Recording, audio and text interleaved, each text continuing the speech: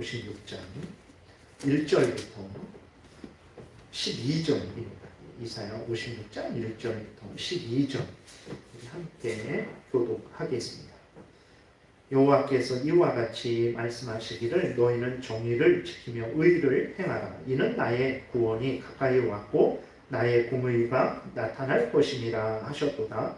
안식일을 지켜 더럽히지 아니하며 그의 손을 금하여 모든 악을 행하지 아니하여야 하나니 이와 같이 하는 사람 이와 같이 굳게 잡는 사람은 복이 있느니라. 여호와께 연합한 이방인은 말하기를 여호와께서 나를 그의 백성 중에서 반드시 갈라내시리라 하지 말며 고자도 말하기를 나는 마른 나무라 하지 말라. 여호와께서 이와 같이 말씀하시기를 나의 안식일을 지키며 내가 기뻐하는 일을 선택하며 나의 언약을 굳게 잡는 고자들에게는 내가 내 집에서 내 성 안에서 아들이나 딸보다 나은 기념물과 이름을 그들에게 주며 영원한 이름을 주어 끊어지지 아니하게 할 것이며 또 여호와와 연합하여 그를 섬기며 여호와의 이름을 사랑하며 그의 종이 되며 안식일을 지켜 더럽히지 아니하며 나의 언약을 굳게 지키는 이방인마다 내가 곧 그들을 나의 성산으로 인도하여 기도하는 내 집에서 그들을 기쁘게 할 것이며 그들의 번제와 희생을 나의 제단에서 기꺼이 받게 되리니 이는 내 집은 만민이 기도하는 집이라 일컬음이 될 것이니라. 이스라엘의 쫓겨난 자를 모으시는 주 여호와가 말하노니 내가 이미 모은 백성 외에 또 모아 그에게 속하게 하리라 하셨느니라. 들의 모든 짐승들아 숲 가운데의 모든 짐승들아 와서 먹으라. 이스라엘의 파수꾼들은 맹인이요 다 무지하며 벙어리 개들이라. 짖지 못하며 다 꿈꾸는 자들이요 누워있는 자들이요 잠자기를 좋아하는 자들이니 이 개들은 탐욕이 심하여 족한 줄을 알지 못하는 자들이요 그들은 몰지각한 목자들이라. 다 제 길로 돌아가며 사람마다 자기 이익만 추구하며 오라 내가 포도주를 가져오리라. 우리가 독주를 잔뜩 마시자. 내일도 오늘같이 크게 넘치리라 하느니라.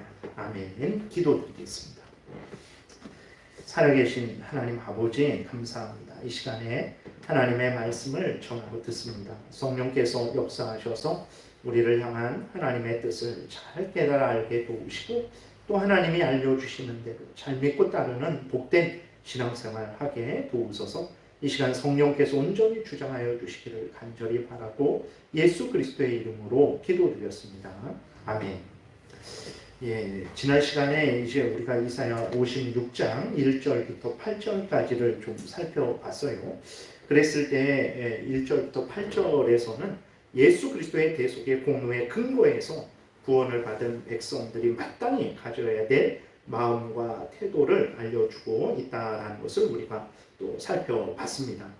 우리가 아주 분명하게 기억해야 되는 것이죠. 이것은 하나님께서 예수 그리스도로 하여금 구속사역을 성취하게 하셨죠. 구속사역은 이제 우리를 구원하는 데 필요한 그 예수 그리스도가 행해야 하시는 사역이 구속사역이에요. 왜 그러냐면 우리들은 의롭지 않죠. 불의하죠. 그러니까 그 불의 그리고 또 생명을 얻을 수가 없어요. 그리고 우리는 범죄했기 때문에 아담으로부터 물려받은 원죄가 있고 또 우리가 스스로 짓는 자범죄가 있죠. 그렇기 때문에 우리는 그 죄에 대한 하나님의 진노의 형벌을 받아야 되는 거예요. 그래서 우리들이 구원 얻기 위해서는 이 죄의 문제를 해결해야 됩니다. 우리가 지옥 형벌을 받아야 되는데 누군가 이 지옥 형벌을 대신 받아야 우리가 지옥에 가지 않게 되는 거죠.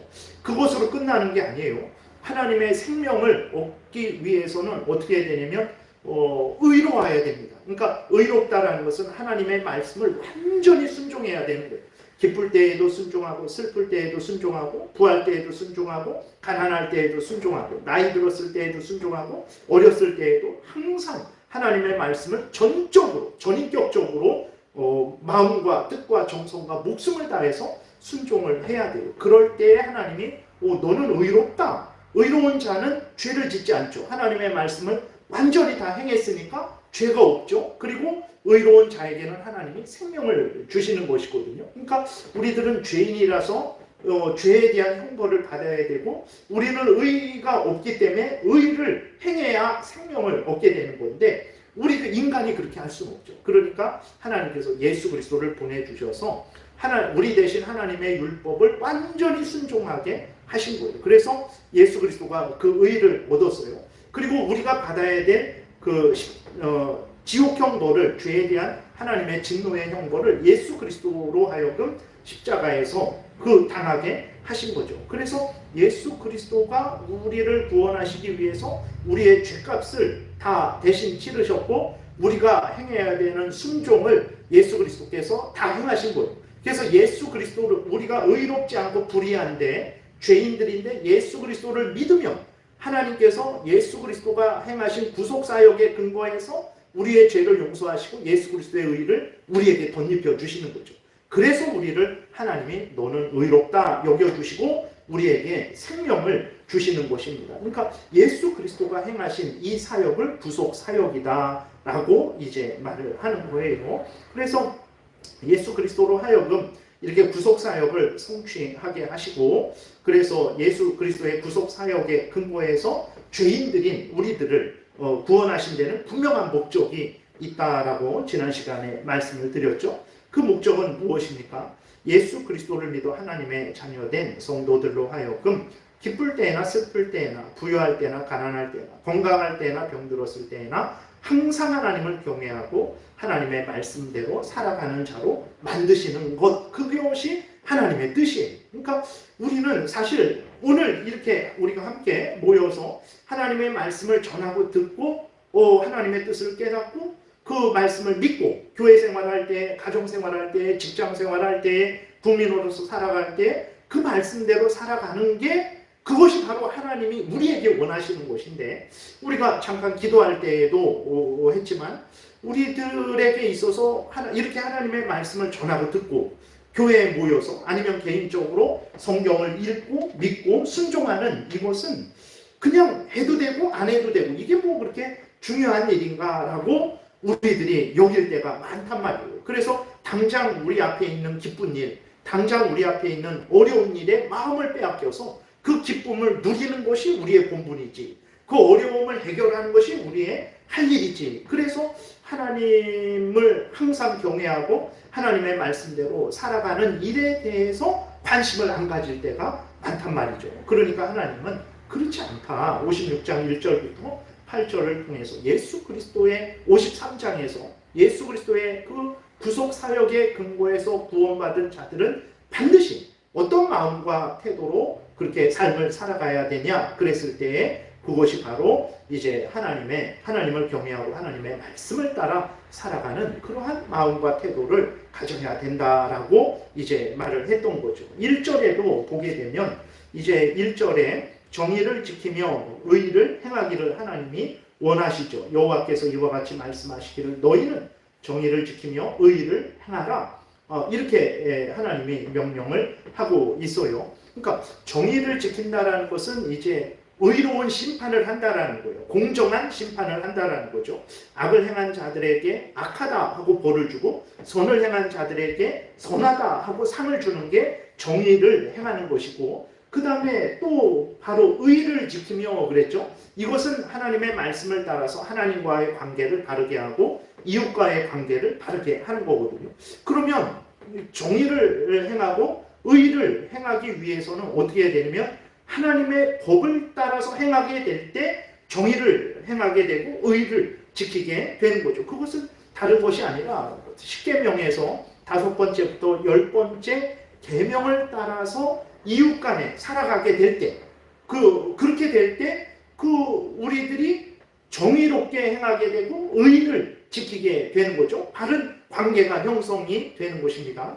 그 다음에 2절에 보게 되면 안식일을 지켜 더럽히지 아니하며 그의 손을 금하여 모든 악을 행하지 아니하여야 한다라고 이렇게 기록이 되어 있어요. 그러니까 1절에서 정의를 지키며 의를 행하라라는 것을 통해서 십계명 5번째부터 10번째 계명을 가지고 이웃 간의 그러한 올바른 관계를 형성할 것을 말씀을 하시고 2절에서 안식일을 지키는 것을 가지고 첫 번째부터 네 번째 계명을 대표하는 거죠.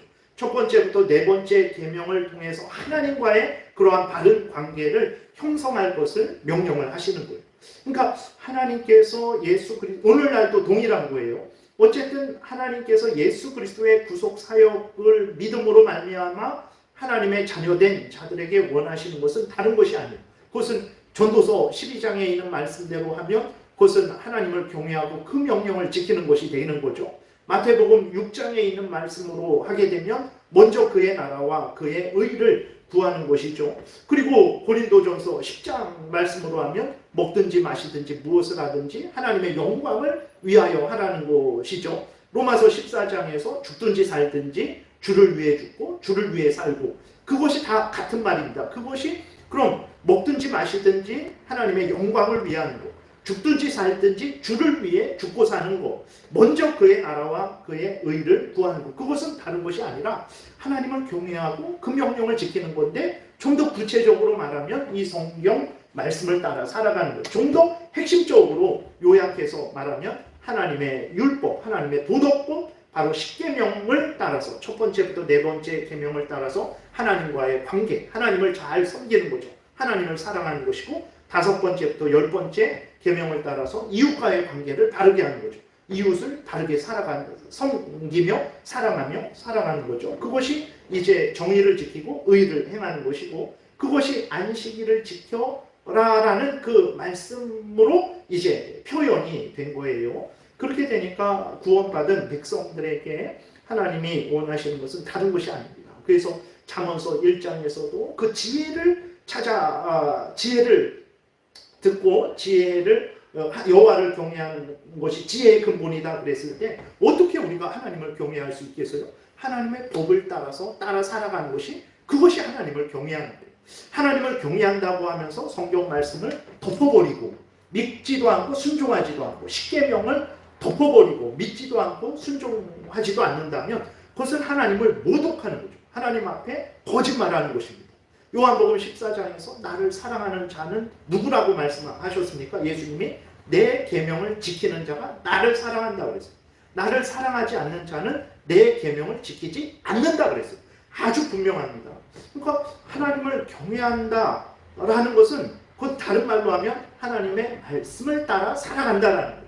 다른 말로 좀 더 이렇게 다른 말로 하면 성경에서 알려주는 대로 믿고 따라 살아가는 것이고, 좀 더 핵심적으로 말하면 십계명을 따라서 하나님을 사랑하고 또 이웃을 사랑하는 것, 그것이 바로 하나님을 경외하는 거죠. 그러니까 예수 그리스도를 믿어서 구원 얻는 사람들에게 하나님이 원하시는 것은 바로 이것을 원하시는 거예요. 그래서 지난 시간에 1절부터 8절을 통해서 이러한 하나님의 그 원하시는 것을, 구원받은 사람들이 반드시 행해야 될 것을 우리가 살펴봤던 것입니다. 이렇게 하나님의 법을 따라 살아갈 때에, 말씀을 따라 살아갈 때에 이 땅에서 현실적으로는 조롱과 멸시를 받고 또 핍박을 받고 일찍 죽임을 당하기도 하죠. 그럴지라도 우리는 어떻게 해야 됩니까? 계속해서 하나님을 경외하고 하나님의 말씀대로 살아가는 삶을 멈추지 말아야 되는 것이죠. 왜 그렇습니까? 우리들은 하나님에 의해서 죄로부터 구원을 받은 자들이죠. 죄의 형벌로부터 구원을 받은 자들입니다. 죄의 형벌인 특별히 죽음으로부터, 지옥 죽음으로부터, 영원한 죽음으로부터 건짐을 받은 자들이고, 죄 가운데 역사하는 사탄 마귀로부터 해방된 자들이고, 그리고 하나님의 자녀가 되어서 천국을 상속받은 자들이죠. 이러한 그 하나님의 은혜를 받은 자들이 이 땅에서 어렵고 힘들고 또 내 소원대로 안 된다고 해서 하나님을 멀리하고 하나님의 말씀대로 살아가지 않는다면 그것은 정말로 잘못된 그러한 마음과 태도라는 것을 우리가 잊지 말아야 되는 것입니다. 그래서 하나님이 구원받은 이스라엘 백성들, 하나님이 이스라엘 백성을 하나님의 자녀 삼아 주셨죠. 이스라엘 백성들에게 원하신 것은 다른 것이 아니에요. 십계명 출애굽기 20장에 보게 되니까 이스라엘 백성들을 애굽에서 건져내서 하나님의 산, 신의 산으로 부르신 다음에 언약을 맺습니다. 그러니까 언약이라는 것은 단순히 계약이라는 의미인데 성경에서는 언약이라고 하죠. 언약이라는 것은 하나님과 인간, 하나님이 높으신 하나님이 인간에게 복을 주시기 위해서 하나님이 낮아지셔서 인간을 높이셔서 하나님과 계약을 맺도록 해주신 거예요. 그래서 언약을 맺을 때에는 그 쌍방의 의무가 있습니다. 그러니까 계약을 맺을 때에는 오늘날에 뭐 예를 들어서 집을 사고 팔 때 계약을 하잖아요. 그래서 그 집을 파는 사람은 그 사람에게 집을 이제 전해 줘야 되고 집을 사는 사람은 집주인에게 돈을 줘야 되는 거죠. 쌍방의 의무가 있는 거예요. 그러니까 하나님과 그 하나님의 택한 백성들이 언약을 맺었다 그랬을 때에는 쌍방의 하나님의 백성된 자로서 일을 해야 되는 거죠. 그것이 바로 출애굽기 20장에서 이제 나와 있습니다. 그래서 하나님이 이스라엘 백성들을 애굽에서 건져낸 거죠. 그것은 죽음에서, 무덤에서, 죄로부터, 사탄 마귀의 종로로 타는 데서부터 건져내신 거예요. 그리고 하나님의 백성 삼아 주신 것을 애굽에서 출애굽한 것을 통해서 드러내는 거죠. 오늘날 예수 그리스도를 믿음으로 말미암아서 이제 죄 용서함을 받고 하나님의 자녀된 것을 이스라엘 백성을 통해서 그 의미가 어떤 것인지를 보여주신 거죠. 그리고 시내산에서 언약을 맺습니다. 그래서 하나님께서 언약을 맺으면서 이스라엘 백성들에게 요구한 것이 다른 것이 아니에요. 다른 것이 아니고 나는 너희들의 하나님으로서 너희들을 지키고 보호하겠다. 너희들은 내 백성이 되었으니 내 자녀가 되었으니 너희들은 내 계명을 따라 행하라. 이것을 십계명을 주시면서 십계명을 따라 행하라 라고 하나님께서 요구하셨죠. 출애굽기 20장 1절부터 보게 되니까 이렇게 기록이 되어 있습니다.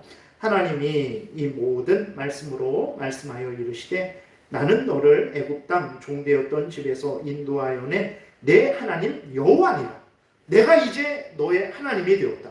너희들은 나의 백성이 되었다. 하시면서 하나님이 뭐 하십니까? 3절부터 너는 나 외에는 다른 신들을 내게 두지 말라 하시면서 하나님께서 도덕법 십계명을 주시고 그 다음에 이스라엘이 국가니까 국가로서 국민을 다스려야 되는 그 시민법, 국가법을 주시고 그 다음에 여전히 하나님과 교제하려고 하는데 이스라엘 백성들은 의롭지 않죠. 죄를 짓죠. 그렇게 되니까 그 죄 용서를 받을 수 있는 제사법을 하나님께서 그렇게 주시는 것을 성막을 만들어서 거기에서 하나님께 제사 드리는 것을 알려주시는 것을 우리가 보게 되는 것입니다. 그래서 하나님이 하나님의 자녀된 자들에게 원하시는 것 다른 거 없습니다. 하나님의 말씀을 따라서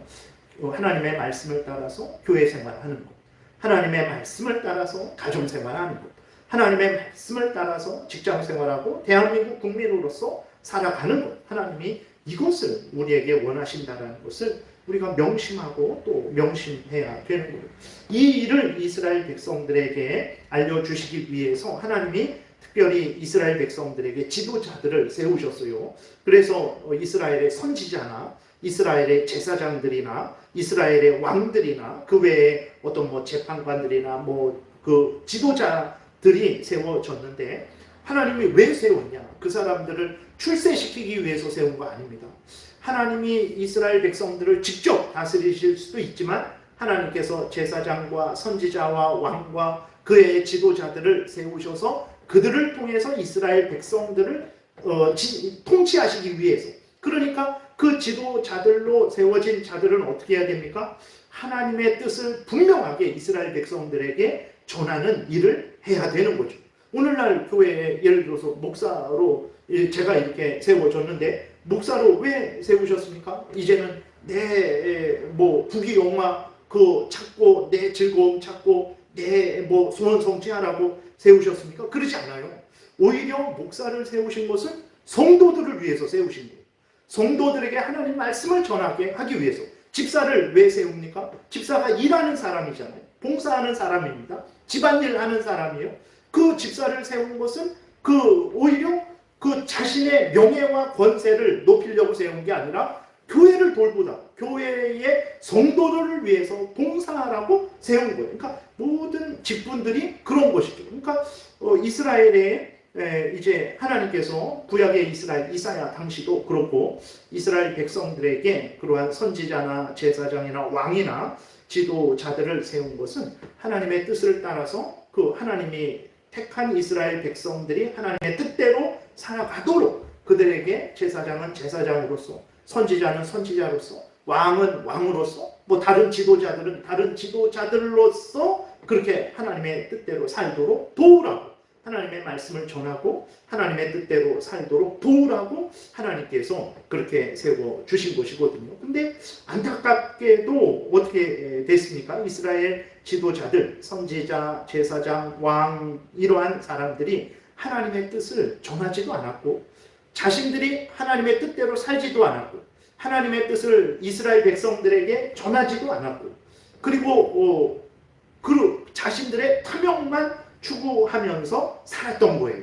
그래서 갑자기 오늘 9절에 보게 되면 1절부터 8절까지는 하나님 예수 그리스도의 대속의 공로에 의해서 하나님의 자녀된 자의 복을 이야기하죠.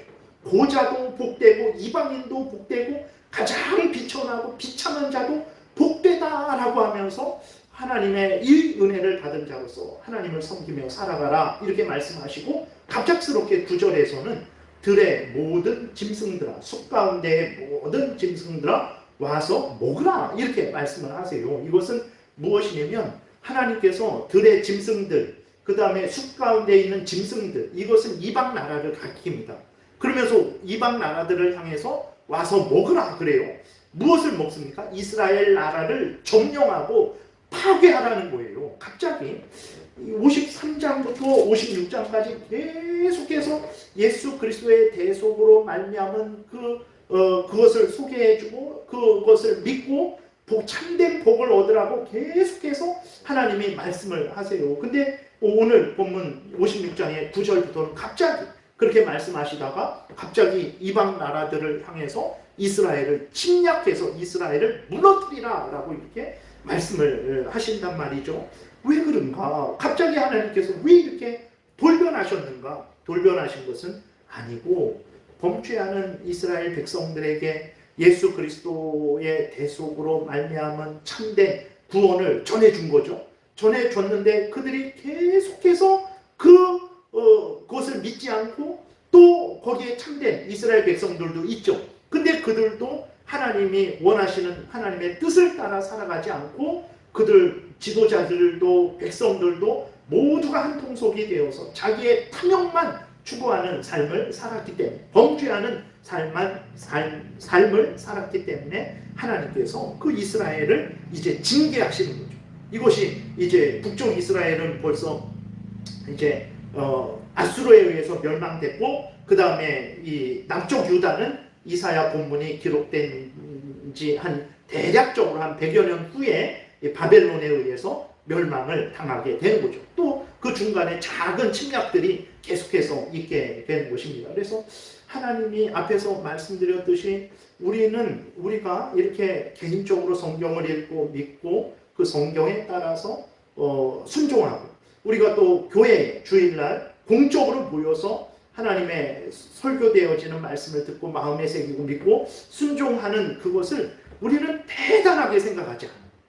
그것이 나의 본분이다, 이것이 제일 우선적으로 해야 될 일이다 라고 우리는 생각하지 않죠.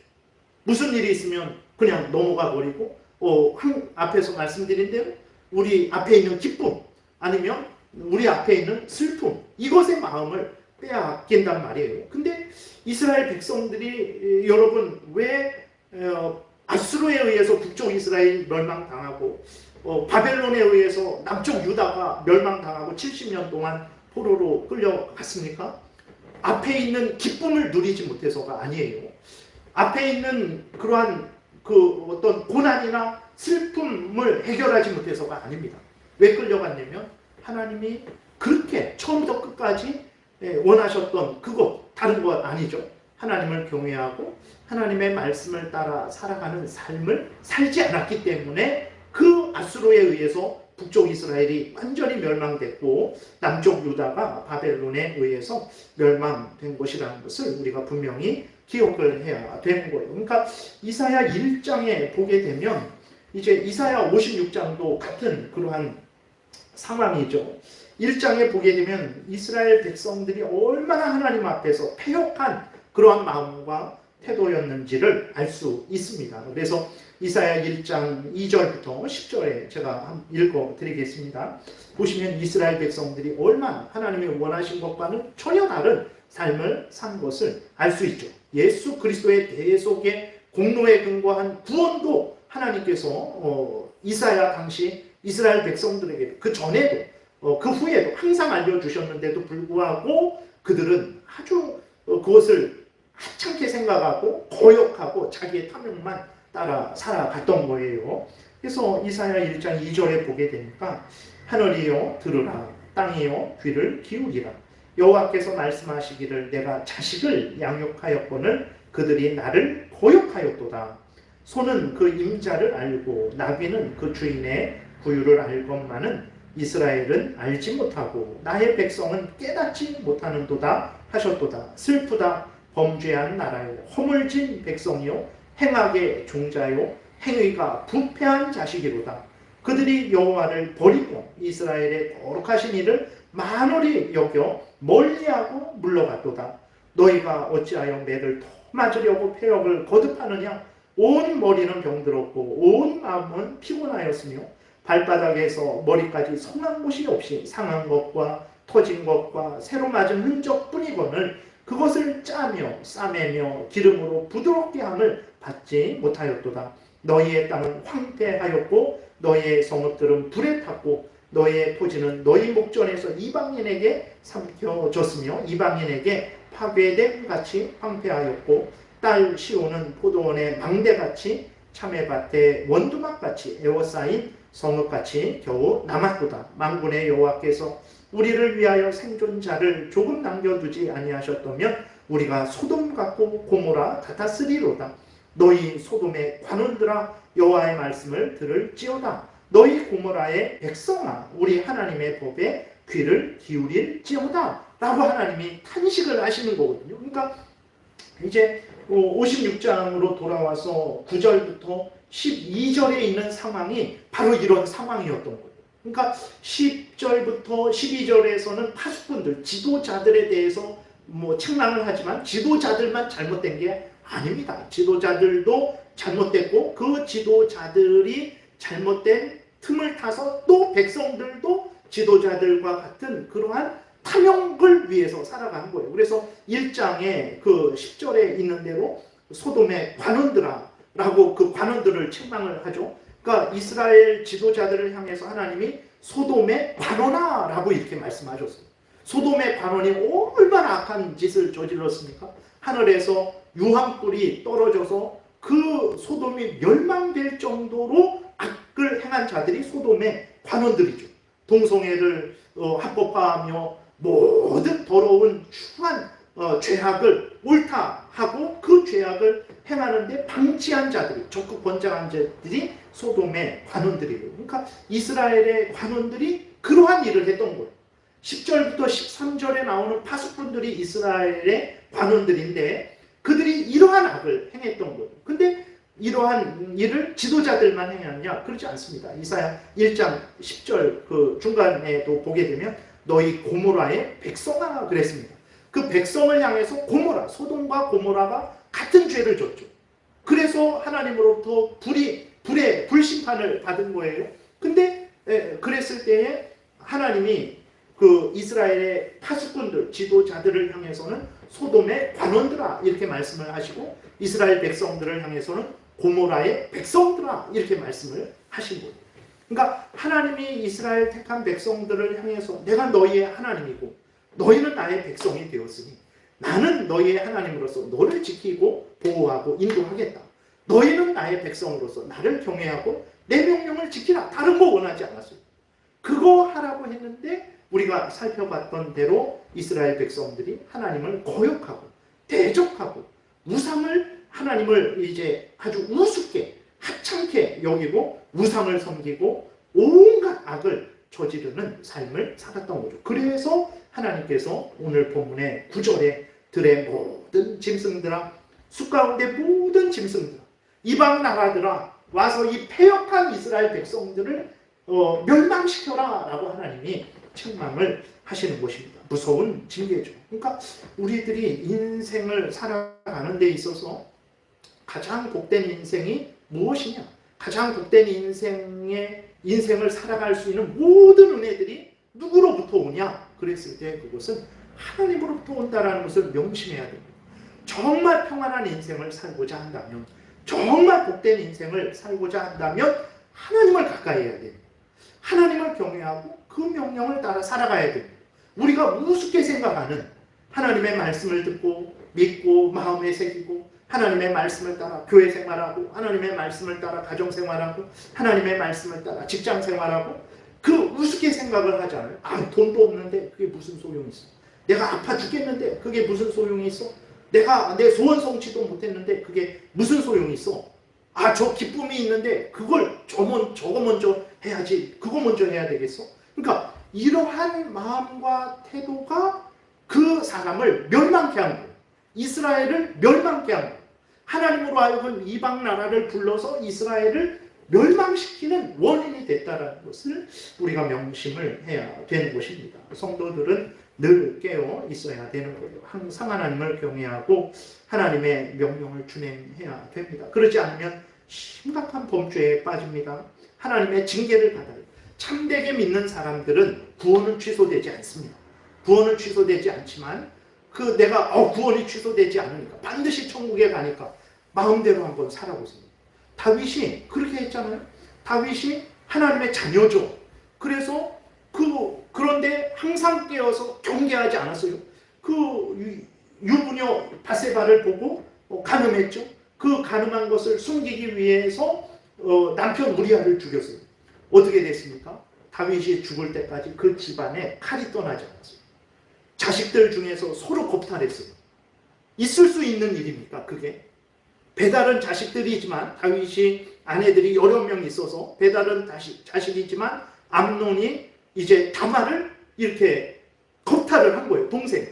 그렇게 되니까 그 다말의 오빠인 압살롬이 화가 나갖고 때를 기다리죠. 때를 기다리고 다윗의 큰아들 암논을 칼로 죽여버립니다. 그 이후로 계속해서 다윗의 집안에 칼이 떠나지 않아요. 나중에는 어떻게 합니까? 압살롬을 다윗이 불쌍히 여기고 받아들였어요. 그 압살롬이 회개하고 하나님을 잘 섬기고 다윗의 뜻대로 살았습니까? 칼을 들고 다윗을 죽이려고 했어요. 대낮에 다윗이 도망간 왕궁에 들어가서 다윗의 후궁들을 옥상에서 모든 백성이 보는 데서 겁탈해버렸어요. 얼마나 무서운 일이 일어나는지 모릅니다. 그러니까 그리스도인들은 우리들도 마찬가지죠. 하나님을 잘 사랑하고 하나님을 의지하고 하나님 말씀을 읽고 믿고 마음에 새기고 순종하고 따라 살아가는 게 얼마나 중요한지를 몰라요. 내 앞에 있는 기쁨, 그게 더 중요합니다. 내 앞에 있는 고난, 그게 더 중요합니다. 하나님의 말씀을 듣고 따라 살아가는 거, 말씀대로 교회 생활하는 거, 말씀대로 가정 생활하고 말씀대로 직장 생활하는 거, 그거는 두 번째, 세 번째, 네 번째 다 시간 남을 때 그때서야 하는 정도, 그런 식으로 생각을 하지만 보세요 여러분, 다윗의 집안에 그렇게 일평생 칼이 떠나지 않은 근본 원인은 무엇입니까? 물질이 없어서가 아니에요. 도울 사람이 없어서가 아닙니다. 그것은 바로 하나님을 경외하지 않고 하나님의 뜻대로 살아가지 않은 그것 때문에 그런 거예요. 북쪽 이스라엘이 멸망한 거, 지금 100여 년 후에 오늘 본문이 기록되고 100여 년 후에 남쪽 유다가 바벨론의 포로로 끌려가는 것, 그 원인은 무엇입니까? 하나님을 경외하지 않고 하나님의 명령대로 살아가지 않아서 그래요. 하나님이 십계명을 따라서 첫 번째부터 네 번째 계명을 따라서 하나님을 섬겨 하나님을 사랑하느냐? 그럼 하나님 외에 다른 신을 두지 말라. 집에 불자도 없습니다. 그게 문제가 아니죠. 내 마음이 하나님을 향해서 마음과 뜻과 정성과 목숨을 다하지 않으면, 다른 것에 더 마음을 두고 있다면 이미 다른 신을 둔 거예요. 1계명의 의미가 그런 것입니다. 2계명은 하나님을 섬길 때 인간의 마음대로 인간이 원하는 대로 섬기지 말라는 거예요. 우리는 우상을 만들어 형상을 만들어 그림을 그려 여기다 두면 쉽죠. 여기를 보세요. 여기를 향해야 하나님을 향하는 것입니다. 여기만 1시간 동안 쳐다보시고 가시면 됩니다. 이렇게 하는 게 쉬워요. 근데 하나님은 보이지 않죠. 보이지 않으니까 보이는 하나님을 성경 말씀에 근거해서 하나님은 이런 분입니다. 이것을 좋아하시고 저것을 싫어하시고 우리가 이렇게 하기를 원하시는구나. 그것을 믿고 보이지 않지만 하나님이 어디에나 계신 무소부재 성경에서 말하는 그러한 그 하나님에 대한 지식을 얻고 그렇게 믿고 살아가는 것은 어렵죠. 그러니까 항상 이렇게 무엇을 만들어 놓고 그것만 보고 거기에다가 밥을 갖다 놓든 술을 갖다 놓든 그러면 무엇을 다양한 것처럼 하는 거예요. 하나님은 그런 식으로 원하시는 게 아니에요.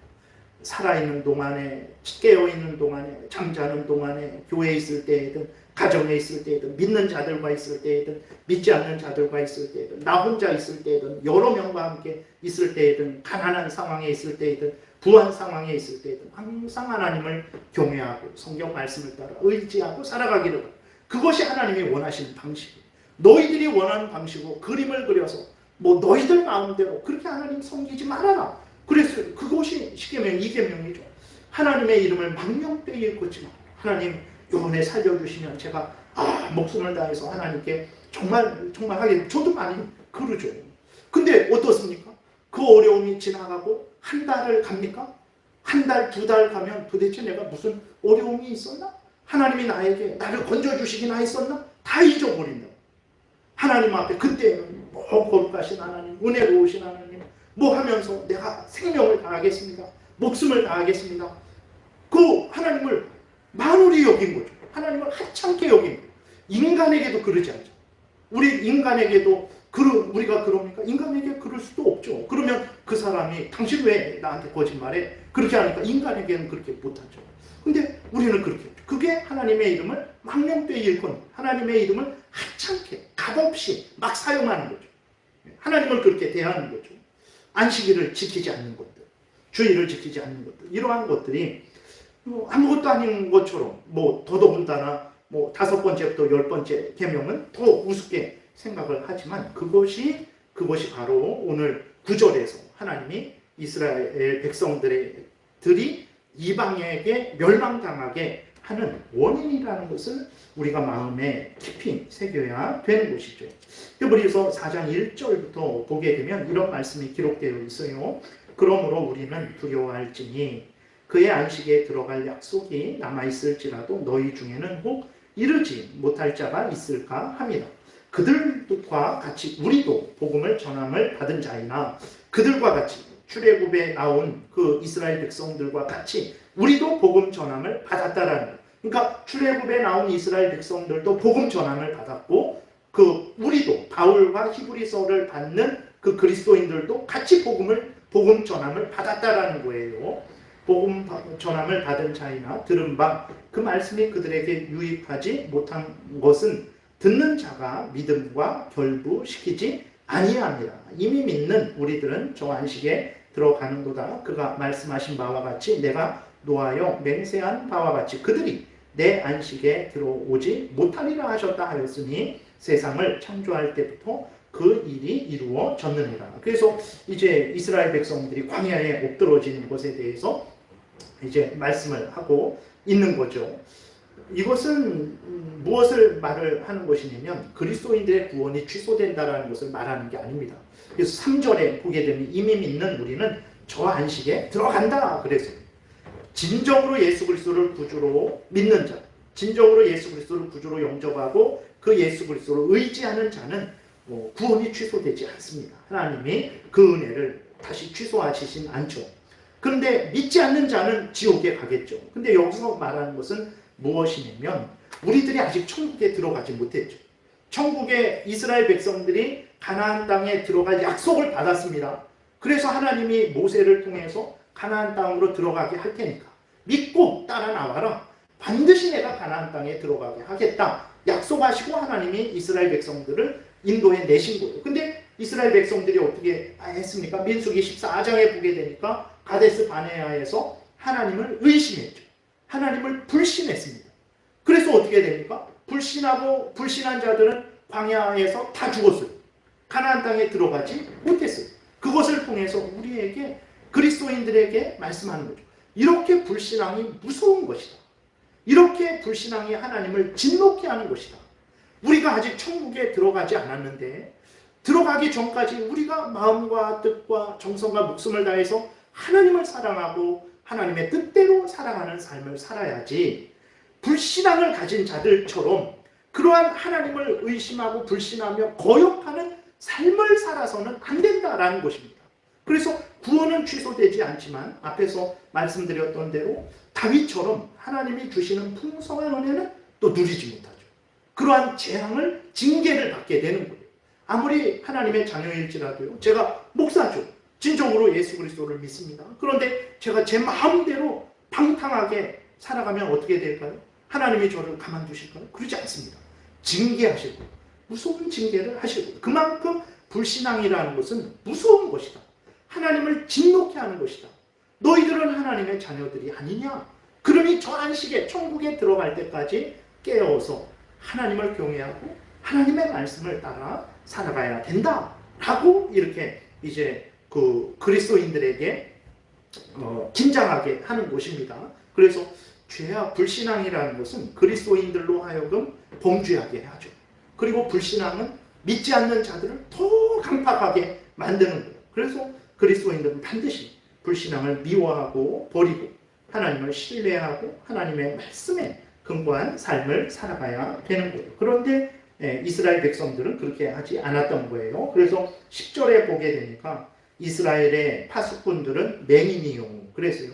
파수꾼은 깨어서 원수들이 대적들이 정말 언제 공격을 하는지 어떻게 공격을 하는지 감시하는 자들이어야 되는데 파수꾼이에요. 파수꾼인데 맹인이 보지를 못하는 거예요. 무슨 소용이 있는 파수꾼이겠습니까? 그러니까 이스라엘의 지도자들을 하나님이 세우셔서 하나님을 알려주고 하나님의 뜻을 알려주고 그래서 이스라엘 백성들로 하여금 하나님의 뜻대로 살아가게 해야 되는데 그러한 일을 전혀 하지 않는 거예요. 네.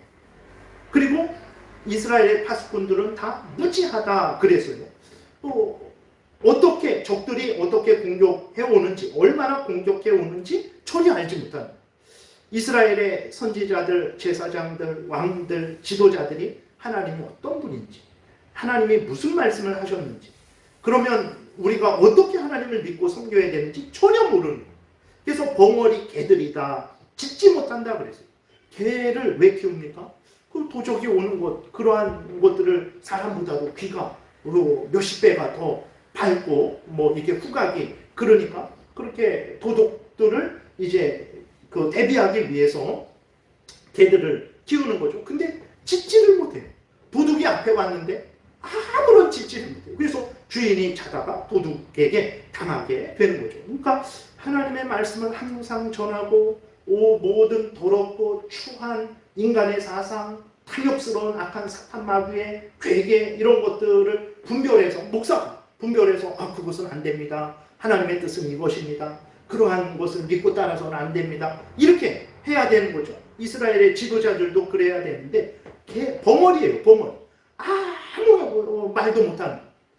그러니까 그 파수꾼들을 의지하는 이스라엘 백성들은 비참하게 이제 멸망을 당하게 되는 거죠. 물론 이스라엘 백성들도 그랬을 때에 깨워서 파수꾼들에게 정신 차리라고 말하지 않고 어떻게 합니까? 그 파수꾼들이 그렇게 방탕한 것처럼 자기들도 방탕하게 되는 거죠. 그래서 지도자들도 백성들도 같이 멸망을 한 것입니다. 그래서 그리고 또 이 그 개들이 파수꾼들을 말하는 거죠. 이 파수꾼들이 잘하는 것이 있는데 그것이 무엇입니까? 자기의 탐욕을 채우는 것. 11절부터 보게 되니까 이 개들은 탐욕이 심하여 탐욕이 보통 있는 게 아닙니다. 심하다라고 그랬어요. 모든 것에 탐욕이 있어요. 그래서 진짜 부자들은 이렇게 나쁘다라는 게 아니라 10원도 아까워하죠. 진짜 이게 10원도 아까워합니다. 그러니까 부자가 되는 거죠. 이게 또 탐욕스러울 때는 그 나쁜 거지만 또 물질을 소중히 여기는 차원에서는 또 본받아야 될 일이죠. 그러니까 아주 이 개들은 파수꾼들, 이스라엘의 지도자들은 탐욕이 심하다 그랬어요. 족한 줄을 알지 못한다 그랬어요. 왕이면 얼마나 먹을 거, 마실 거, 누릴 거, 그 다음에 권세 부릴 것이 얼마나 풍성하겠습니까? 근데도 족한 줄은 알지 못해요. 그 대단한 그 미국의 록펠러죠. 얼마 전까지 90년대까지나 그 정도까지 뉴욕시에 있는 수돗물 값을 록펠러 가문이 냈대요. 그러니 얼마나 부자입니까? 근데도 그 록펠러에게 그 기자가 돈을 얼마나 벌고 싶습니까? 그랬더니 조금만 더 벌고 싶다 그랬대요. 그러니까 자족하지 못하는 거죠. 물론 이렇게 부유하게 되는 것을 잘못됐다 그러는 게 아닙니다. 그러니까 하나님 앞에서 부자가 되어서 그걸 갖고 얼마든지 선한 일에 쓰면 되는 거예요. 근데 여기서 말하는 것은 자기만을 위한 그 끝없는 탐욕을 말을 하는 것입니다. 몰지각한 목자들이라. 지각이 없는 목자들이에요. 다 제 길로 돌아다니며 사람마다 자기 이익만 추구한다라는 거예요. 목사가 성도들에 대한 생각도 하지 않고 성도들에 대한 그러한 기도도 하지 않고 그저 제 탐욕만 추구하는 것과 같은 것이죠. 오늘날로 말하면. 그러면서 무엇을 합니까? 12절에 오라 내가 포도주를 가져오리라. 우리 술이나 먹자. 우리가 독주를 잔뜩 마시자. 소망이 없는 것은 무엇입니까? 오늘 하루만 그러자는 게 아니라 내일도 오늘같이 크게 이러한 아주 술 파티를 하자. 그러니까 어느 한순간만 그렇게 잘못하는 게 아니라 그냥 계속해서 그런 잘못을 하게 되는 거죠. 그래서 하나님께서 들의 모든 짐승들아, 숲 가운데 모든 짐승들아 와서 이 이스라엘 백성들을 먹으라 라고 하나님이 그렇게 징계를 하신 것입니다. 우리 그리스도인들은 이 말씀을 마음에 깊이 새겨야 됩니다. 성도들에게 하나님이 원하신 것은 이스라엘 백성들에게 원하신 것과 동일해요. 하나님을 경외하고 하나님의 말씀을 따라 살아가는 거죠. 하나님의 말씀을 따라 교회 생활하고 하나님의 말씀을 따라 가정 생활하고 하나님의 말씀을 따라 직장 생활하는 항상 하나님을 경외하고 그 말씀 따라 살아가는 거예요. 당장 효과가 안 나옵니다. 그렇게 살아간다고 해갖고 부유하게 되고 항상 성공하고 그럽니까? 그러지 않아요. 북한에서는 오히려 그렇게 하면 할수록 더 핍박을 받고 죽임을 당하게 되죠. 그러니까 그렇게 하나님의 말씀 따라 살아가는 것에 대해서 대단하게 여기지 않죠. 근데 그것이 우리를 살리는 거예요. 그것 때문에 사람이 죽는 것입니다. 그것 때문에 사탄의 종노릇 하는 것임을 우리가 잊지 말아야 됩니다. 그래서 예수 그리스도의 구속 사역으로 말미암아 하나님의 자녀된 우리들은 하나님께 감사하며 자녀 삼아주신 하나님의 뜻대로 하나님의 명령을 성경 말씀을 십계명을 따라 살아가야 돼요. 그것이 가장 우리에게 복되고 우리가 이웃을 가장 유익하게 합니다. 그것은 가장 이웃을 유익하게 하는 말씀대로 살아가는 게 그리고 하나님의 영광을 드러내는 일이죠. 이 귀한 사명을 잘 감당하시는 여러분들 되시기를 바랍니다. 기도드리겠습니다. 살아계신 하나님 아버지 감사합니다.